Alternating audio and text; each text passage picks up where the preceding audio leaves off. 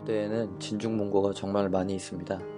이 책들을 좀 더 깊이 읽어보고 싶다면, 그리고 많은 사람과 나눠보고 싶다면 독서 모임을 추천합니다.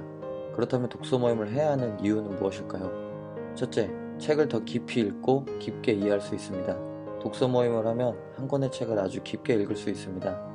누군가 책에 대해 이야기하기 위해서는 한 번 읽는 것으로는 부족합니다. 책에 대한 느낌을 정리하고 읽은 내용을 정리해야만 비로소 그 책을 이야기할 수 있기 때문입니다. 그러다 보면 자연스럽게 2번 이상 읽게 됩니다. 바로 제독을 통해 책을 깊게 읽게 되는 것입니다. 둘째, 책에 대한 다양한 생각을 공유할 수 있습니다. 하나의 책을 읽더라도 사람마다 느끼는 것은 다릅니다. 마음을 움직인 부분도 분명 다를 것입니다. 다양한 사람들의 생각을 듣는 것은 생각의 폭을 확장시켜 줄 수 있습니다. 만약 내가 놓친 부분을 다른 사람이 설명해 준다면 책이 주는 또 다른 교훈을 내 것으로 만들 수도 있습니다. 셋째, 삶의 동기부여가 됩니다.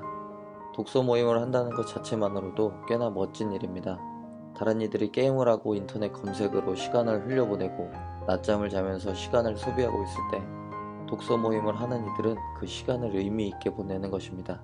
그 시간을 통해서 한 단계 성장할 수 있으니 이보다 좋은 투자는 없습니다. 그리고 모임에 참여한 이들이 성장하기 위해 노력하는 모습을 보면 자연스럽게 동기부여가 됩니다. 그 환경이 여러분을 성장시켜 줄 것입니다.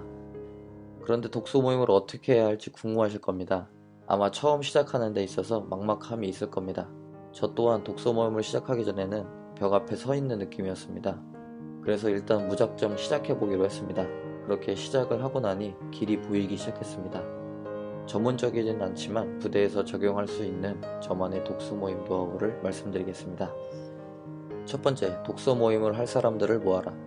우선 독서에 관심이 있고 삶을 한 단계 성장시키고자 하는 이들을 찾아보십시오. 의외로 삶을 성장시킬 열망을 하는 이들이 주변에 많이 있습니다. 그런 이들을 만나기 위해서는 우선 용기가 필요합니다. 독서 모임에 대한 자신의 생각을 많은 이들에게 알려보십시오. 그 용기가 많은 사람들을 끌어들일 것입니다. 독서 모임 최적의 인원은 4명에서 5명이라고 합니다. 너무 많은 사람들이 모이면 시간 내에 생각을 깊이 공유하기 힘들기 때문에 가능하면 5명을 넘기지 않는 범위에서 시작하기 바랍니다. 두 번째, 책 선정하기. 독서 모임의 첫 책은 문학도서나 인문학도서가 좋은 것 같습니다. 자기계발서나 심리학 같은 정보 위주의 책은 많은 지식을 전달해 주기는 하지만 책에 대한 생각과 감정을 나누기에는 한계가 있습니다. 풍부한 생각과 의견을 나누고 책에서 느낀 감성들을 나누기에는 고전문학이나 인문학 서적을 추천합니다. 이런 책을 통해서 나를 발견하고 사람에 대한 이해를 넓히는 것이 재미있고 흥미있는 시간이 될 것입니다. 셋째, 독서 모임 시간 정하기. 독서 모임을 평일에 하는 것은 조금 어려웠습니다. 일상에서 특히나 군인들은 하루 일과를 하고 나면 많은 에너지를 쏟게 됩니다. 일과가 끝나면 개인 정비가 바빠 독서 모임이 어렵습니다. 훈련이 있는 기간이라면 평일은 불규칙한 일정의 연속이기에 더욱 불가능합니다. 그래서 주말에 한두 시간 정도를 고정적으로 선정하면 좋습니다. 저는 일요일 저녁 7시를 정해서 독서 모임을 했었습니다. 네 번째, 독서 모임 순서. 독서 모임의 순서는 다음과 같이 진행해보면 좋습니다. 우선 한 주간의 서로의 삶에 대해 이야기해봅니다. 책을 읽으면서 있었던 일들, 부대에서 있었던 에피소드들을 이야기하면서 서로의 일주일을 들어주고 공감하고 이야기하면서 대화의 물꼬를 터줍니다. 두 번째, 책에 대한 각자의 총평을 이야기합니다. 책에 대한 총평을 짧게 이야기해봅니다. 한 줄 평도 좋습니다. 책이 나에게 어떤 느낌으로 다가왔는지 이야기해봅니다.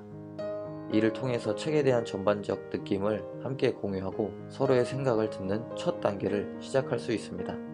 세 번째, 책 속에서 발견한 문장들에 대한 자신의 생각을 이야기해봅니다. 책을 읽다 보면 좋은 문장들을 발견할 수 있습니다. 때로는 좋은 정보도 있습니다. 이것을 잘 정리해두고 나의 생각까지 곁들여서 이야기하면 서로의 생각을 공유할 수 있습니다. 이때 주의할 점은 다른 이의 말을 경청해주는 것입니다. 필요하다면 메모를 해서 생각을 나누고 독서 모임을 정리하는 데도 사용 가능합니다. 네 번째, 책에서 느낀 것을 삶에 적용한 사례, 적용할 방법을 이야기해봅니다. 책을 읽고 나서 가장 중요한 것이 삶에 적용하는 것입니다. 책 한 권을 통해 나에게 작은 변화가 한 가지라도 일어난다면 그것이 진짜 독서입니다. 책을 읽는 목적은 삶을 변화시키기 위함입니다. 책을 읽으면서 내 삶에 적용해본 부분이나 앞으로의 적용 방법을 공유하면 자신에게는 남들과 하는 약속이 되고 타인에게는 좋은 정보를 얻을 수 있는 기회가 됩니다. 5번째, 다음 책에 대한 추천을 합니다. 다음 독서 모임에서 어떤 책을 읽을지를 한 주간 생각해보고 말해봅니다. 책의 선정은 어느 한 사람에 의해 정하기보다는 독서 모임에 참여한 여러 사람이 한 번씩 선정해보면 좋습니다. 내가 몰랐던 좋은 책을 알게 될 수도 있고 나의 독서가 어느 한 방향으로 치우쳐지지 않을 수 있기 때문입니다. 마지막, 독서 모임에 대해 정리해봅니다. 이것은 개인적으로 하는 것입니다. 저는 독서 모임 이후에 독서 모임에서 나눈 대화들을 정리해둡니다. 이것은 나중에 큰 자산이 됩니다. 한번 흘려보낸 말 한마디를 글로 남기면 영원히 사라지지 않고 보존되기 때문입니다. 기록은 기억을 이깁니다.